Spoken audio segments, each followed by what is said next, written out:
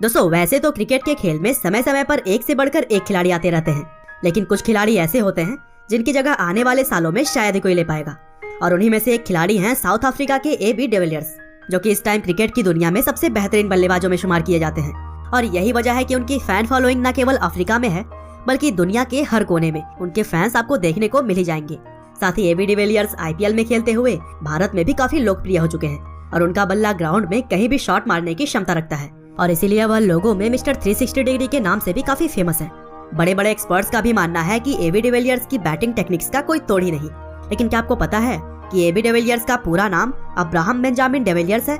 Cricket के अलावा वे rugby, tennis, golf और स्विमिंग के भी बहुत ही अच्छे प्लेयर हैं। शायद उनकी बहुत सारी इंटरेस्टिंग बातें आपको नहीं पता होंगी। तो चलिए दोस्तों, AB डिविलियर्स को हम और भी करीब से जानने के लिए उनकी पूरी लाइफ स्टोरी को शुरू से जानते हैं। तो दोस्तों इस कहानी की शुरुआत होती है 21 सितंबर 1984 से, जब साउथ अफ्रीका के वॉर्मबैड नाम की जगह पर AB डिविलियर्स यानी कि अब्राहम बेंजामिन डिविलियर्स का जन्म हुआ। उनके पिता का नाम अब्राहम B डिविलियर्स है, जो कि एक डॉक्टर हैं। साथ ही उनकी माँ का नाम मिली है, जो कि एक प्रॉपर्टी डीलर का काम करती थी। और दोस्तों AB डिविलियर्स के पिता जो कि एक डॉक्टर थे, इसीलिए वे उनके फिटनेस को ध्यान में रखते हुए उन्हें हमेशा स्पोर्ट्स खेलने को इनकरेज करते रहते थे। और शायद उन्हीं के प्रोत्साहन का ही नतीजा है कि AB डिविलियर्स आज इतने बड़े खिलाड़ी बने। डिविलियर्स ने अपनी स्कूल की पढ़ाई अफ्रीकन बॉयज हाई स्कूल से की और इसी स्कूल में उनके सहयोगी खिलाड़ी डू प्लेसिस भी पढ़ा करते थे। AB डिविलियर्स को बहुत ही कम उम्र से ही क्रिकेट में काफी इंटरेस्ट हो गया और जल्द ही उनकी प्रतिभा सभी के सामने आ गई। वैसे तो वह क्रिकेट में काफी अच्छे थे, लेकिन दूसरे खेल जैसे रग्बी, टेनिस, गोल्फ और स्विमिंग के भी वे एक अच्छे खिलाड़ी थे। और इस तरह से बहुत सारे टैलेंट लिए हुए AB डिविलियर्स ने फाइनली क्रिकेट को ही अपना करियर बनाने का फैसला किया और 2003 में उन्होंने टाइटंस क्रिकेट टीम के लिए खेलना शुरू कर दिया। इसके बाद वह नॉर्थर्न आयरलैंड में कैरिकफायर्स क्रिकेट क्लब के लिए भी खेलते हुए दिखाई दिए। और दोस्तों अब तक उनकी क्रिकेट की समझ और टैलेंट इतनी अच्छी हो चुकी थी कि उनको साउथ अफ्रीका के इंटरनेशनल टीम से खेलने के लिए भी ज्यादा मेहनत नहीं करनी पड़ी।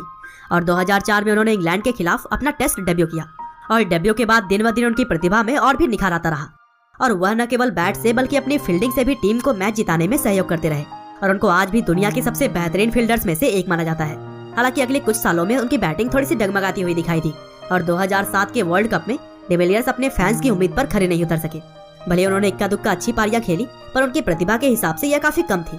लेकिन अगले ही साल 2008 में डिविलियर्स ने इंडिया के खिलाफ टेस्ट में दोहरा शतक लगाकर आलोचकों की बोलती बंद कर दी और यही शायद उनके करियर का टर्निंग पॉइंट भी बना। और इसके बाद से ही डिविलियर्स की बल्लेबाजी में जादुई निखार आया और उनका करियर ऊंचाइयों की सारी बुलंदियों को छू गया। वे 2010 में ICC player of the year चुने गए और 2011 के वर्ल्ड कप में उन्होंने टीम के लिए शानदार पारियां खेली। 2012 में डिविलियर्स को अफ्रीकी टीम का कप्तान चुना गया और कप्तानी का बागडोर संभालने के बाद उनका खेल और भी संवरता हुआ दिखाई दिया, जिसकी वजह से 2014 और 2015 में उन्हें एक बार फिर से ICC player of the year select किया गया। और दोस्तों AB डिविलियर्स के नाम ही सबसे तेज 50, 100 और 150 रन बनाने का रिकॉर्ड है, जिसे कि उन्होंने 16, 31 और 64 बॉलों पर बनाया था। और अगर भारत में खेले जाने वाले इंडियन प्रीमियर लीग की बात की जाए तो डिविलियर्स फिलहाल RCB यानी कि रॉयल चैलेंजर्स बैंगलोर की तरफ से खेलते हैं। हालांकि इससे पहले वह दिल्ली की टीम की तरफ से भी खेल चुके हैं। अगर डिविलियर्स के पर्सनल लाइफ की बात की जाए तो 2013 में वह डेनियल डिविलियर्स के साथ शादी के बंधन में बंध गए, जिससे कि उन्हें 2 बच्चे भी हैं जिनका नाम अब्राहम और जॉन है।